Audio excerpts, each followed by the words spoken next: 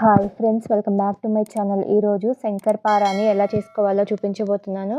ఈ శంకరపార గుల్లగా కరకరలాడుతూ తిన్న కొద్దీ తినాలనిపించేలా చాలా రుచిగా ఉంటాయి.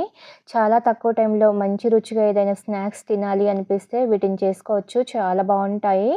ఎక్కడికైనా వెళ్ళేటప్పుడు వీటిని చేసుకుని తీసుకెళ్తే మంచి టైంపాస్ స్నాక్స్లా తినవచ్చు. ఎలా చేసుకోవాలో ప్రాసెస్ చూసేద్దాము. ముందుగా జారుని తీసుకొని 1/2 కప్పు పంచదారని వేసుకోవాలి. మూత పెట్టి వీలైనంత మెత్తగా గ్రైండ్ చేసుకొని ఈ పొడిని మిక్సింగ్ బౌల్లోకి ట్రాన్స్ఫర్ చేసుకొని 2 కప్పుల మైదా పిండిని తీసుకోవాలి. మైదా పిండి ప్లేస్లో గోధుమ పిండిని కూడా తీసుకోవచ్చు.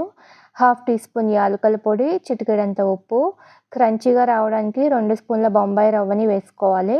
వీటిని ఒకసారి స్పూన్తో మిక్స్ చేసుకోవాలి. ఈ శంకరపారని మంచి రుచిగా గుల్లగా రావడానికి నెయ్యిని వేడి చేసి తీసుకుందాము. స్టవ్ మీద ప్యాన్ పెట్టుకొని 1/4 కప్పు నెయ్యిని వేసి నెయ్యి బాగా వేడిన తర్వాత స్టవ్ ఆపేసి ఈ నెయ్యిని పిండిలోకి ట్రాన్స్ఫర్ చేసుకోవాలి. ఇలా వేడి వేడి నెయ్యి వేసుకోవటం వల్ల గుల్లగా క్రిస్పీగా వస్తాయి. టేస్ట్ కూడా బాగుంటుంది. నెయ్యి వేడిగా ఉంటుంది కాబట్టి స్పూన్తో అంతా కలిసేలా కలుపుకొని వేడి తగ్గిన తర్వాత చేతితో ఇలా రఫ్ చేసుకుంటూ నెయ్యిని పిండికి బాగా పట్టించాలి. ఇలా ముద్ద చేస్తే ముద్దలాగా రావాలి. అలా వస్తే మనం వేసుకున్న నెయ్యి సరిపోయినట్లు. ఒకవేళ ముద్ద అవ్వకపోతే ఇంకొంచెం నెయ్యి వేసుకొని కలుపుకోవచ్చు. ఇప్పుడు ఇందులో కొద్దిగా నీళ్ళని పోసుకుంటూ పిండిని కలుపుకోవాలి. నీళ్ళకి బదులుగా కాచి చల్లార్చిన పాలని వేసుకొని కలుపుకోవచ్చు. కొంచెం నీళ్ళని వేసుకుంటూ సాఫ్ట్ ముద్దలా కలుపుకోవాలి.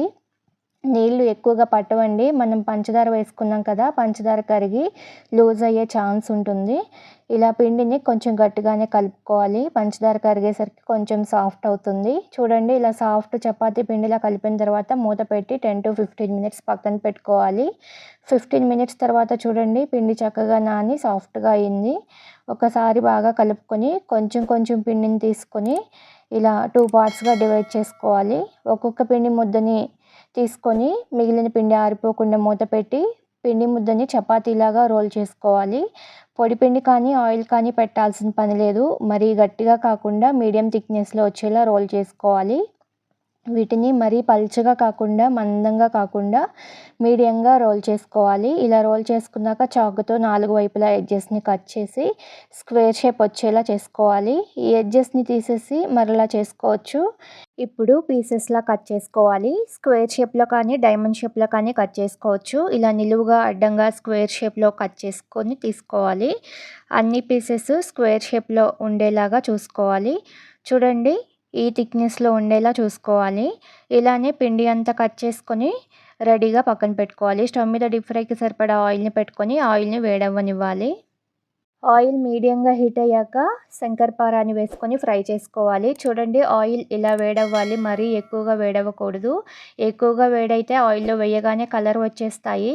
వీటిని మీడియం ఫ్లేమ్లో ఫ్రై చేసుకోవాలి. హై ఫ్లేమ్లో ఫ్రై చేసుకుంటే పైన కలర్ వస్తాయి, లోపల పిండిగా ఉంటాయి, సరిగా ఫ్రై అవ్వవు. ఇలా మధ్యలో కలుపుతూ టర్న్ చేసుకుంటూ ఫ్రై చేసుకోవాలి. మీడియం ఫ్లేమ్లో మంచి గోల్డెన్ బ్రౌన్ కలర్ వచ్చేంత వరకు ఫ్రై చేసుకొని తీసేసుకోవాలి. ఇవి బయటకు తీసాక ఇంకొంచెం కలర్ వస్తాయి. ఈ కలర్లోకి రాగానే ఆయిల్ నుంచి తీసేసుకోవాలి. అదేవిధంగా మిగిలిన శంకరపారాని కూడా ఆయిల్కి సరిపడా వేసుకొని మీడియం ఫ్లేమ్లో మంచి గోల్డెన్ బ్రౌన్ కలర్ వచ్చేంత వరకు ఫ్రై చేసుకొని ఆయిల్ నుంచి తీసుకోవడమే.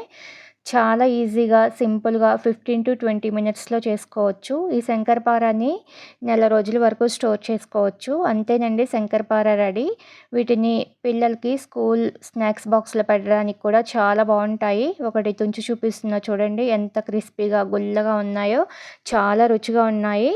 ఈ క్రిస్పీ అండ్ టేస్టీ శంకరపారాని మీరు కూడా చేసుకొని మీకు ఎలా వచ్చిందో కామెంట్ చేయండి. వీడియో నచ్చితే లైక్ చేయండి. మీ ఫ్రెండ్స్కి రిలేటివ్స్కి షేర్ చేయండి. కొత్తగా చూస్తున్న వాళ్ళు మన ఛానల్ని సబ్స్క్రైబ్ చేసుకోండి.